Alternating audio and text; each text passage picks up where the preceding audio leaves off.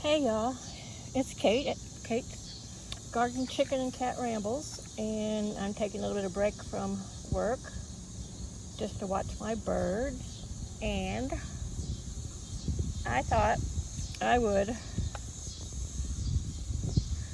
do something I've been saying I was going to do, but I hadn't, which is give a little bit of talk about myself a little bit. Sorry, I'm drinking. Anyway, it's hard for me to talk about myself because I don't like to do that. And yes, you know, don't you? I'm fairly reclusive, but my name is Kate, and I'm not going to put my full name on here. Enough people know it. But anyhow, I am 53. I was born in spring of '69 in a little town called El Reno, Oklahoma. I am the fourth out of 6 kids. My 3 older siblings were 13, 11, and 9 when I was born. And I have a younger brother and sister. A sister who's 18 months younger than me, and a brother who's 3 years younger than me. My older siblings have one father. My mother and my father were not together. She divorced him. My mother and my father were not together when I was born, and she never told me who he was. But she married my dad. His name was Charlie. He was a great guy. When I was 6 months old. So I always grew up with a dad, you know. The dad that taught you to ride a bike and bandaged your knee and held you when you had bad dreams. So I never missed out on that dad thing. I never quite understood the whole father thing, and I thought I was fine with it my whole life, really. You know, it wasn't until my mother was lost in the depths of dementia and Alzheimer's that I found out the truth and who he was, and that he and I lived in the same town for many years. But that's a whole nother story, a whole bunch more drama. So anyway, I was born in El Reno. When I was probably a little over a year, we moved to a town in northern Oklahoma called Enid. I think we lived there probably about 6 years, and then we moved up to Tulsa for a couple years, and then we moved back to El Reno. It's like you always go home. My mother was born and raised in El Reno.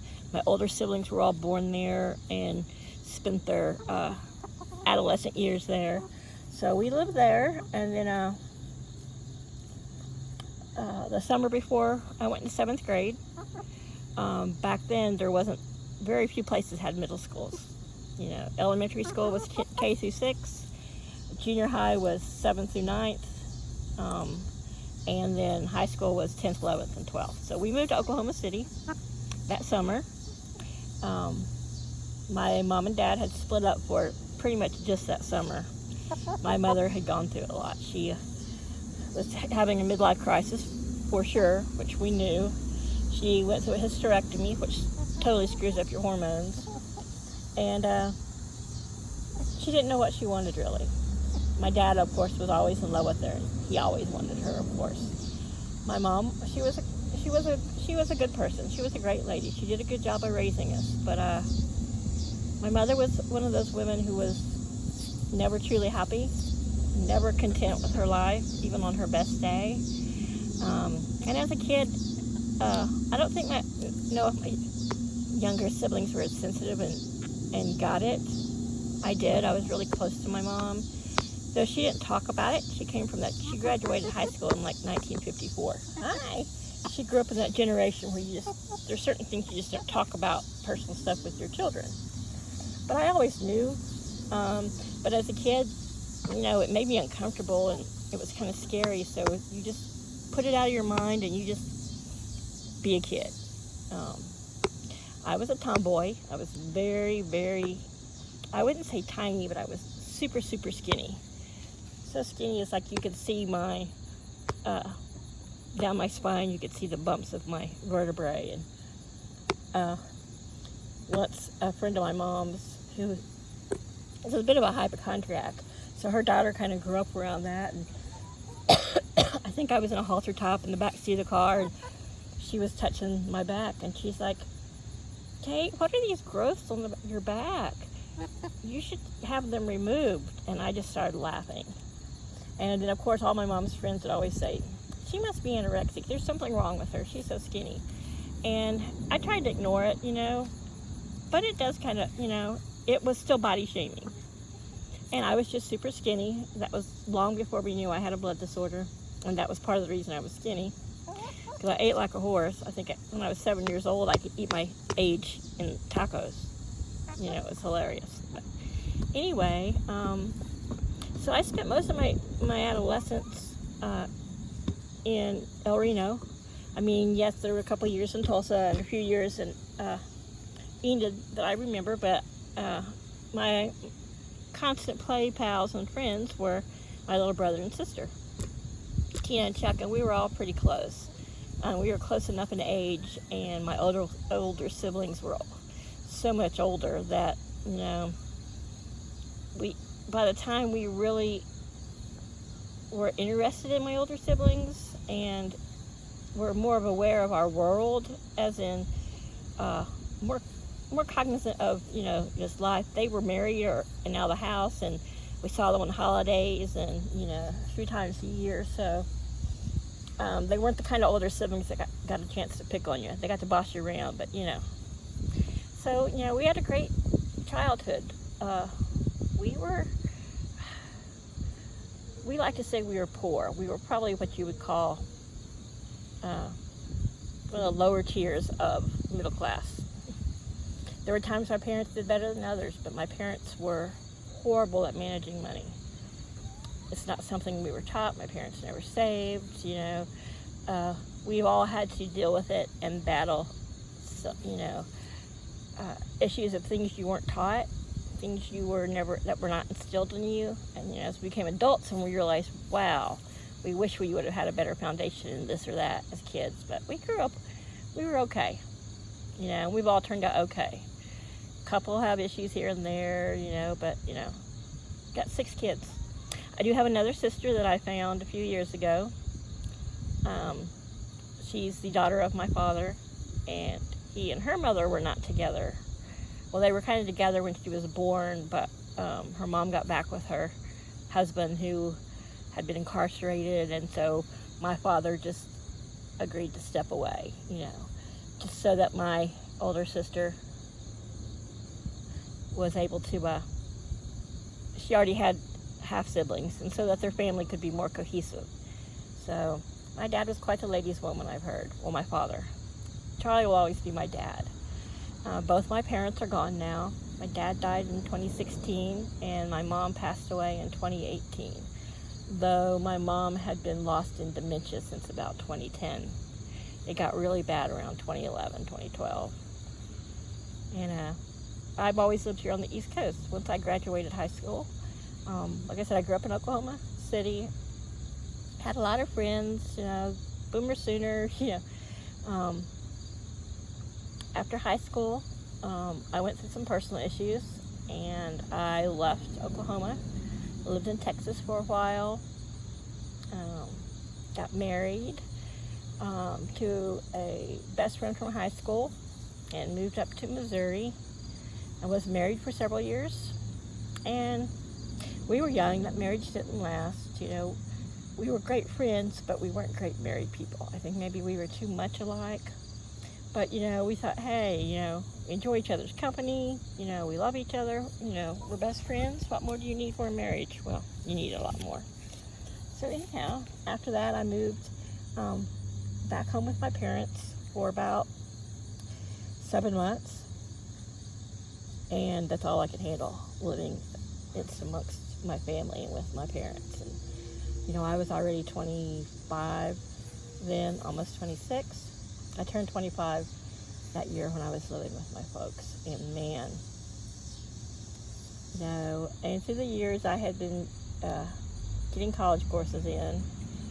And I moved to North Carolina. My little brother was stationed out there in the 82nd Airborne. And I moved out there, and finished some schooling and went for about 3 years and before I remarried. I married a great guy. We were married 11 years. There were just some personal issues and family issues that just really, and health issues that really just tore us apart. We became toxic for one another. But I raised his children from their ages of 9 and 11 well into adulthood. That was an experience because I've never had my own children. I never wanted to be a mom or have children. I'm very maternal, and I'm good at it, but I don't enjoy it. And those were very tough years for me. I like to blame on the fact that I'm a selfish person. I always thought I was kind of a horrible, selfish person, and it wasn't until I was well into my 40s that I realized that some of my hang-ups and issues came from things in my childhood, things with my mom that, you love someone so much, and you just, as their child, you don't always know how to address their failings, and you just push them away. And so many failings I contributed to being guilty of, that if I hadn't been born, if there hadn't been a situation when I was born, things might be different. And though I knew better, there's still so much that you internalize. And my mom was of a generation that I don't think she realized that there could be mental abuse and psychological abuses that they weren't glaring, but that she inflicted, And then, I think I have all my shit together, and then I find out, in my late 40s that, there was a lie kept to me by her and the entire family. And,